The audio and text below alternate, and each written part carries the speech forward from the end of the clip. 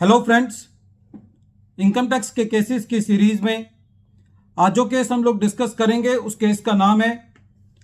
साई बारो Deshmukh cooperative bank limited versus assistant commissioner of income tax and others. ये case 455 ITR page number 92 पर report हुआ। Matter Bombay high court ने decide किया और इस केस का जजमेंट 10 फरवरी 2023 को आया। ये केस सेक्शन 148 के नोटिस को लेकर के है। पीछे ये देखा गया है कि बॉम्बे हाई कोर्ट ने सेक्शन 147, 148 से रिलेटेड बहुत अच्छे जजमेंट्स दिए, जिसमें डिपार्टमेंट को काफ़ी तरीके की इंस्ट्रक्शंस दी गई कि वो प्रिंसिपल्स ऑफ नेचुरल जस्टिस को फॉलो करने के लिए पूरे प्रोसीजर्स को एडॉप्ट करे। उन्हीं केसेस के डायरेक्शन पे इस केस में भी बॉम्बे हाई कोर्ट ने मैटर को रिमांड बैक किया असेसिंग ऑफिसर को और काफ़ी डायरेक्शंस असेसिंग ऑफिसर को दी या इनकम टैक्स डिपार्टमेंट को दी, जिसके अंदर ये कहा गया कि जब कभी भी सेक्शन 148 का नोटिस असेसी को दिया जाता है तो असेसिंग ऑफिसर को अपने एडिशनल कमिश्नर से नोटिस को इशू करने के लिए या अपनी सुपीरियर अथॉरिटी से नोटिस को इशू करने के लिए परमिशन लेनी होती है, अप्रूवल लेना होता है। इस केस में असेसी ने यह कहा था कि जो प्रपोजल असेसिंग ऑफिसर ने अप्रूविंग अथॉरिटी की अप्रूवल लेने के लिए बनाया वो भी असेसी को प्रोवाइड किया जाना चाहिए, लेकिन असेसिंग ऑफिसर ने वो असेसी को प्रोवाइड नहीं किया। इसके अलावा जिन रिलाइड अपॉन डॉक्यूमेंट्स पर असेसी का एडिशन किया गया और असेसिंग ऑफिसर ने रिलाई किया वो डॉक्यूमेंट्स भी असेसी को प्रोवाइड नहीं किए गए। असेसी ने रिपीटेड रिक्वेस्ट दी थी कि मुझे पर्सनल हियरिंग दी जाए, वो भी असेसी को प्रोवाइड नहीं की गई। असेसी ने अपने ऑब्जेक्शंस रेज किए थे, उन ऑब्जेक्शंस को भी प्रॉपर तरीके से डिस्पोज ऑफ नहीं किया गया। तो इन सब चीज़ों को लेकर के बॉम्बे हाई कोर्ट ने सबसे पहले ये कहा कि जो एक परफॉर्मा होता है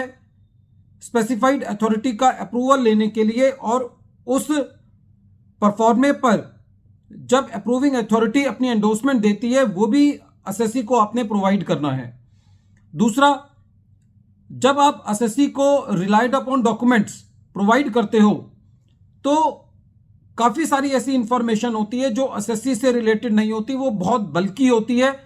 और सारा का सारा एक बंच बना करके असेसी को दे दिया जाता है। कई बार तो असेसी के लिए यह भी संभव नहीं हो पाता कि उसमें से असेसी से रिलेटेड रेलिवेंट इंफॉर्मेशन कौन सी है वो कैसे असेसी निकाले। तो इसके ऊपर भी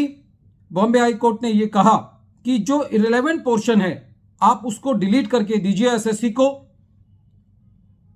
बॉम्बे हाई कोर्ट ने यह भी कहा कि पर्सनल हियरिंग के लिए कम से कम असेसी को 7 दिन का टाइम दिया जाना चाहिए ताकि वो अपनी पर्सनल हियरिंग के लिए अपने मैटर को प्रिपेयर कर सके। बॉम्बे हाई कोर्ट ने असेसिंग ऑफिसर को यह भी दिशा निर्देश दिए कि जो असेसी ने ऑब्जेक्शंस रेज किए हैं आप उनको पैराग्राफ वाइज, पॉइंट वाइज उनको डिस्पोज ऑफ करना है और जब भी आप कोई असेसमेंट ऑर्डर पास करते हैं तो उसके अंदर जो भी आप अपने केसेस को साइट करते हैं वो असेसी को एडवांस में बताएं ताकि असेसी जो है वो उन केस लॉस को काउंटर कर सके और डिपार्टमेंट को ये बता पाए कि जो केसेस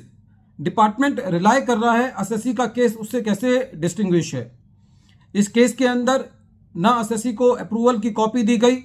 ना रिलाइड अपॉन डॉक्यूमेंट्स दिए गए, ना पर्सनल हियरिंग दी गई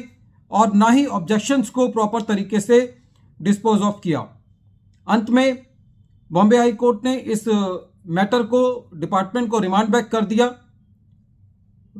with due respect to the Bombay high court, ये जजमेंट बहुत ही क्लासिक जजमेंट है। इसके अंदर काफ़ी सारी इंस्ट्रक्शंस डिपार्टमेंट को दी गई,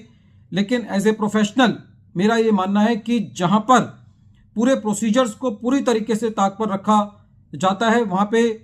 न केवल असेसमेंट ऑर्डर्स को क्वैश किया जाना चाहिए बल्कि रिमांड नहीं किया जाना चाहिए, क्योंकि इससे जो डिपार्टमेंट ऑफिसर्स हैं उनको एक दूसरा मौका मिलता है अपनी सारी गलतियां सुधारने का, और एसएससी के लिए ये एक बहुत ही पेनफुल सिचुएशन होती है कि वो सारी की सारी असेसमेंट जो है वो दोबारे कराए, क्योंकि जब दोबारे भी असेसमेंट होती है तब भी जो असेसिंग ऑफिसर्स हैं उनका जो बिहेवियर है वो इस तरीके का होता है कि वो एसएससी के साथ पूरे तरीके से जो इंस्ट्रक्शंस हैं उसको फॉलो नहीं करते और कोऑपरेट नहीं करते। वीडियो के अंत में एक बार फिर मैं केस का नाम रिपीट कर रहा हूं। केस का नाम है साहेब बारो देशमुख